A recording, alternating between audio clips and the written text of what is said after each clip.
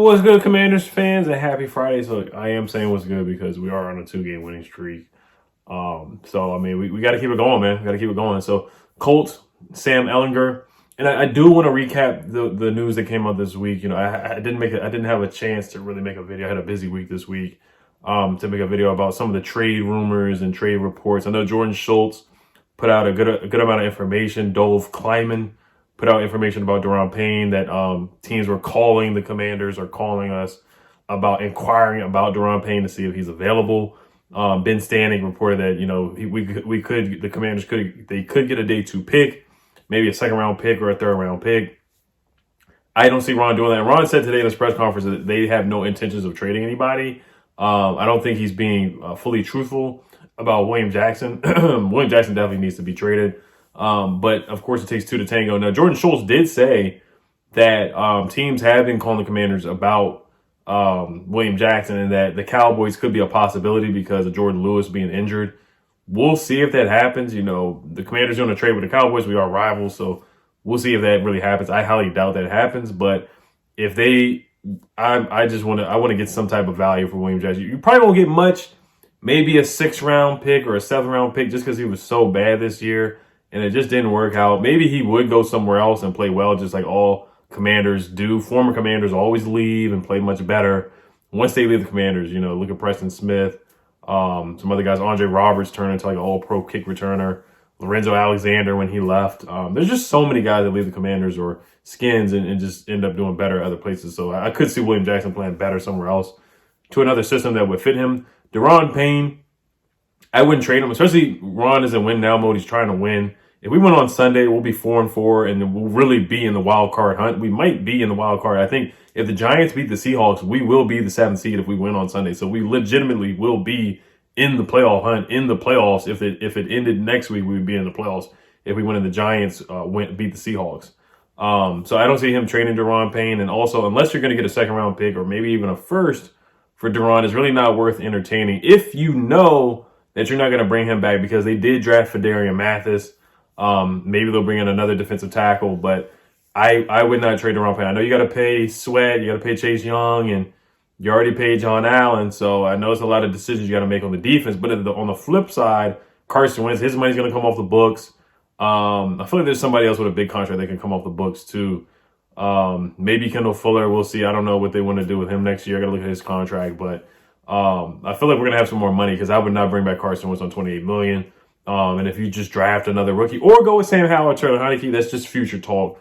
Thinking about the future, you look at the Eagles, they just traded for Robert Quinn. They got a 4th round pick. They gave a 4th round pick for Robert Quinn. So I feel like you definitely should get more for Daron Payne if you did trade him. But I don't see them trading him. Chase Young on his news coming back. Each week, Ron pushes it back, but he's supposed to practice next week. So that's the word on Chase Young. Didn't get to make a video on that. So I'm just catching up with you guys and recapping all the stuff that came this week. So, and then teams are now apparently calling about Antonio Gibson. Ron Rivera was fired up apparently in the presser today. He said he walked into the meeting room and said, "We have no intention of moving on from Antonio Gibson." He also said he was disappointed that it was reported they were taking calls at it. They liked their running backs room. That report was from Jordan Schultz as well. So Ron Rivera, he knocked down that rumor. Or whatever, you know, teams may have been calling. They may have been calling. So, but, you know, it takes 2 to tango. Maybe the Mayhews and Ron were just hanging up the phone every time. Because I wouldn't trade Gibby either. I don't really see them getting much. Maybe like a 5th round pick because James Robinson was just traded too for a 6th round pick. So I don't see them getting much for Antonio Gibson. So you might as well keep him. He's so talented. And really, he's the best back on the team. He's the most explosive running back. And he's the most dual threat running back on the team because he can catch. He can return punts. He can return kicks. He had a beautiful, beautiful touchdown catch last week against the Packers. So let's get to the game here. Of course, injury report. We're pretty banged up, guys. We are. It's the middle of the season. Week 8. John Allen, he's going to play. Here's a list right here. Actually, I brought up the wrong list. Jahan Dotson's out. Cole Holcomb's out. That's a loss there. Jahan Dotson was out last week. But we're deep at the wide receiver position. That's like our best skill group or our best position really on the team, pound for pound. Other than the defensive line. Cole Holcomb being out, that's going to hurt. Jamin Davis is going to have to step up. David Mayo, John Bostic, Milo Eifler, guys like that are going to have to step up with Cole Holcomb not being there. Now, Ron Rivera and Jack Del Rio, he really only uses, 2 linebackers at a time at the most part. So, but other guys are going to have to step up. John Bostic, he's going to have to step up, and David Mayo, guys who are slow as a snail. They're going to have to be in there and stop the run against Jonathan Taylor. William Jackson, of course, out with the back injury. He doesn't want to be here. It is what it is. I just hopefully they can make a trade before November 1st. Cole Turner's going to be out. The concussion. Heineke threw the ball over Cole Turner's head. He got hurt. Questionable. Sadiq Charles, questionable. De'Ami Brown, questionable. Logan Thompson. I think Logan Thompson is going to play, is from what they were saying, that he did practice. The last couple of days of practice, he did participate. So on the Colts side of the ball, they're pretty healthy for the most part, man. They're getting back Shaq Leonard. Yannick Ngakoue, he's going to play. Who else is a big name guy? Grover Stewart, he did not practice, so we'll see if he plays or not. Kwity Paye, I heard he's going to be out. We'll see. Their defensive end. Other than that, it's kind of Stephon Gilbert was on the injury list, but he was a full participant, so he's going to play. But them getting Shaq Leonard back is pretty big. Yannick Ngakoue being healthy. Yannick Ngakoue was the guy who had the dirty hit on Logan Thomas last year, so I do want to see Logan Thomas get a little bit of revenge here. So, but as you guys know, before we get into the keys to victory, Taylor Heineke, man, I'm looking for a solid game from him. But before we get into keys to victory, this episode is brought to you by PrizePicks. So it's real easy, guys. You pick 2 to 5 players. You pick their over-unders. You use my promo code RealEdOliver. Use the description down below. Click on that link. First-time users, you type in RealEdOliver. You get a 100% deposit match. If you deposit $100, if you deposit $50, they match you with $50. So it's real easy. You pick 2 to 5 players. Easy money, guys. So my picks for this game against the Colts, Brian Robinson is over-unders 56.5 rushing yards. I have him getting under. The only reason why is because he has to split carries with Antonio Gibson. Now, B-Rob got 73 yards against the Packers, so he clearly could get over 56. I hope I'm wrong, but I see him getting about 50, and I see Gibby getting about 80 yards this game. That's how I feel. I think Gibby's going to make a big run. Gibby got tripped up against the Packers, and he almost had like a 70-yard touchdown run. Sacks, Commanders sacks. I got us going over 2.5. The Colts' offensive line is really bad, and I know Matt Ryan was a part of the problem, but our D-line has been doing a really good job. They didn't get any sacks in Aaron Rodgers, but they did a good job against Justin Fields. They just done a good job playing as a unit and playing together and getting pressure on quarterbacks this year. They've really done a really good job. So I got us getting 2.5 sacks against the Colts offensive line on Sam Ehlinger. And then tonight, Wizards. We played the Pacers tonight. The over-under for Porzingis is 19.5. I got Porzingis getting more than 19 points. I got him in like 25 points tonight. And the dub against the Pacers. So, all right, let's get to the keys to victory here, guys.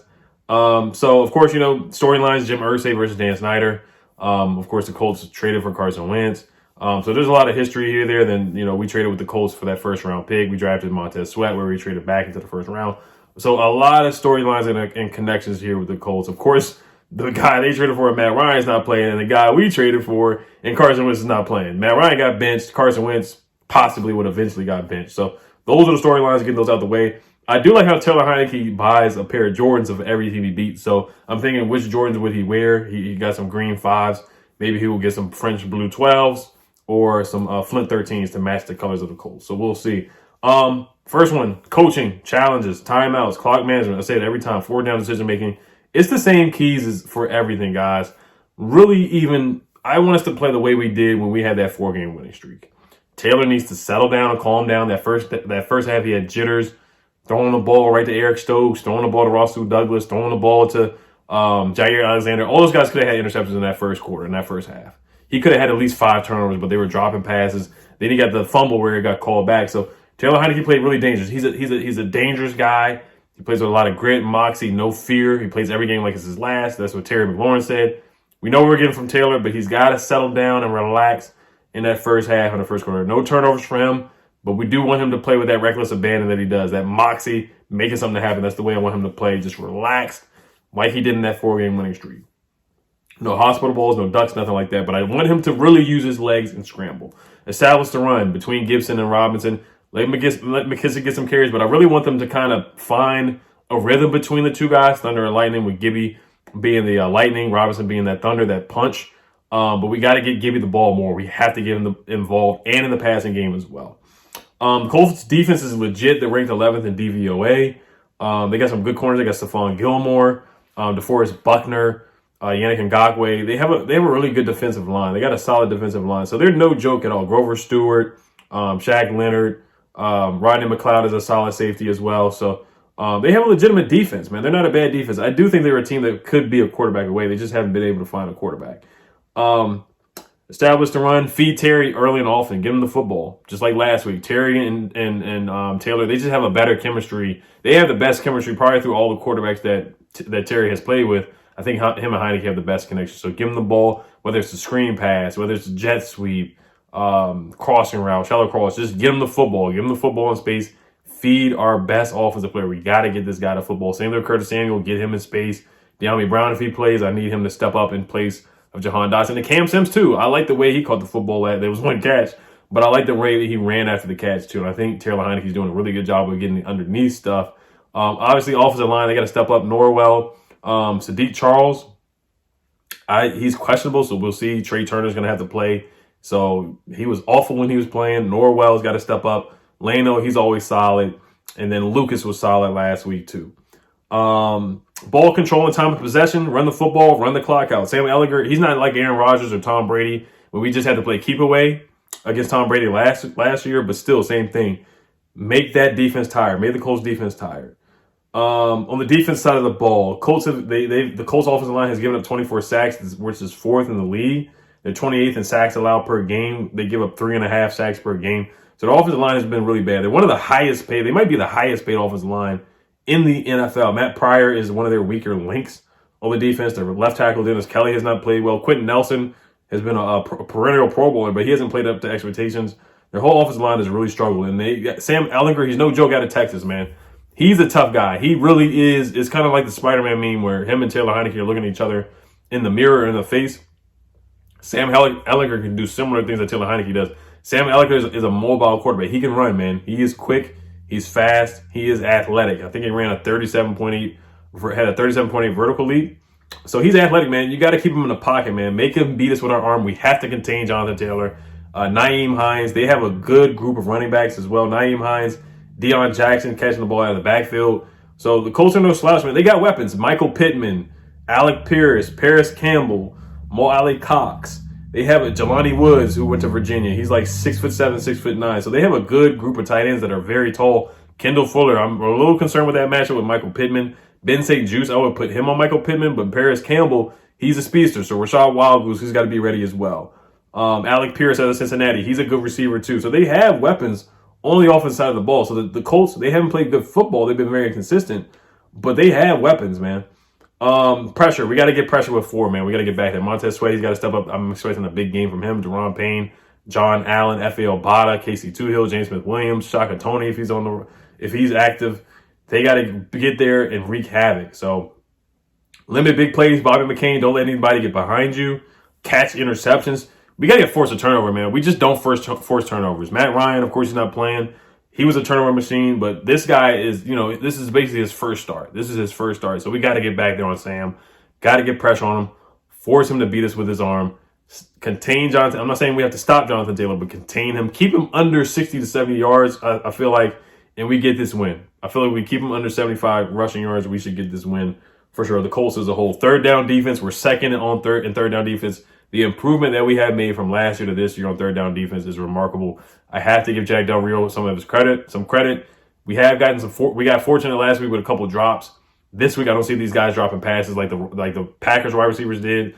So we have to be ready. We have to force turnovers. Get your hands up in the air. Deron Payne, John Allen, tap some passes, bat some passes up in the air.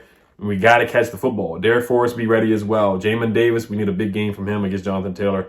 Stopping the run. I thought he did a great job against Aaron Jones last week for the snaps that he was in. Special teams is going to be huge. I'm not expecting another muff punt, but Tressway, keep doing what you're doing. Percy Butler, Christian Holmes, all those guys, just keep doing what you're doing. Same thing with Tressway. Dax Milne, if he's returning the kicks, just do a touchback. Don't even bring it out. But Antonio Gibson, I'm looking for him in the kick return game as well. Joey Sly, we're in a dome, man. You're going to be in a dome, so there's no excuses for missed kicks on Sunday. 4:30 on Fox. So probably America's game of the week. There's another special team. Dax Milne, no muff punts. He's been doing a good job. Knock on wood. I don't want to jinx him. He's been doing a good job of that. So let's get to the final prediction here, man. I got a good feeling about this. We're 3-4. They're 3-1. I do think we are the better team. I think we have advantages. I think our defensive line will be able to dominate their offensive line. I think we'll be able to rattle Sam Ehlinger a little bit. I'm not going to sleep on him because he can run. They're probably going to do some RPOs, some design runs and whatnot for him. Some versatile looks, some dynamic looks with him. But I just think our defensive line is better than their offensive line. A rookie quarterback. I think we're running the football. I think we're playing smart football now. I think Ron is coaching better. I think Scott Turner is getting a rhythm with Taylor Heineke. And I think our receivers are better than their corners, to be honest with you. I think Terry's going to win that matchup against Stephon.